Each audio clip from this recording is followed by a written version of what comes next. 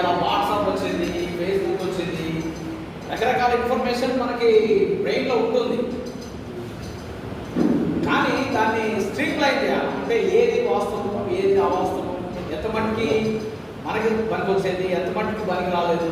ఇంతకుముందు సోదరుడు చెప్పినట్టు ఏ స్లోగన్ వెనక, ఏ నినాదం వెనక ఎవరి వర్గ ప్రయోజనాలు ఉన్నాయో, ఏ నినాదం వెనుక ఏ వర్గ ప్రయోజనాలు ఉన్నాయో అని మనము క్యాచ్ చేయగలగాలి. ఇవాళ 2 సబ్జెక్టులు ఉన్నాయి. ఒకటి స్పీడ్, ఇంకొకటి డైరెక్షన్. సో ఇవాళ స్పీడ్ ఎంత ఉంది? ఇవాళ మీరు మీ అమ్మాయితోటి అమెరికాలో మాట్లాడచ్చు, మీ అమ్మాయితోటి జర్మనీలో మాట్లాడచ్చు. This is the speed, but we require direction. So direction లేకుండా మీరు ఎంత స్పీడ్ పోయినా you cannot reach your destination. అంటే మీరు ఎంత స్పీడ్ పోయినా కానీ మీకు డైరెక్షన్ లేకపోతే మీరు గమ్యం చేయాలి. ఇవాళ స్పీడ్ ఏ డైరెక్షన్లో ఉంది?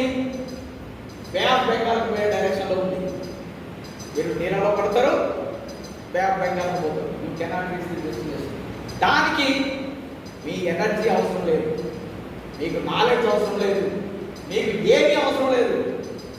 బ్రెయిన్ ఎప్పుడు కూడా స్లీపింగ్ మోడ్లో ఉంటుంది. ఎప్పుడు నిద్రపోదామని చూస్తూ ఉంటుంది, ఎప్పుడు రెస్ట్ తీసుకుంటా ఉంటుంది, ఎప్పుడు ఎస్కేప్ మోడ్లో ఉంటుంది.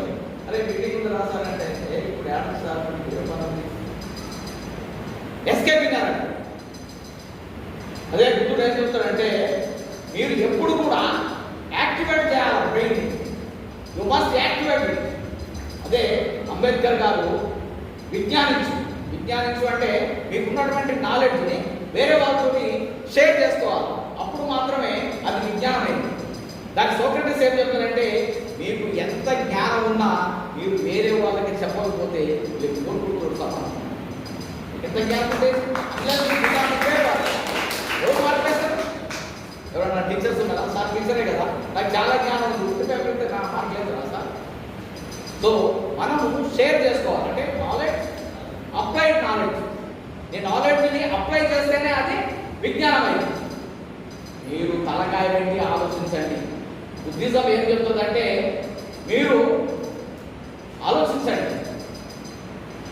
విజ్ఞానించిన తర్వాత యాక్టివేట్ యువర్ బ్రెయిన్. తర్వాత ఆర్గనైజ్ అంటే దాన్ని వ్యవస్థీకరించండి.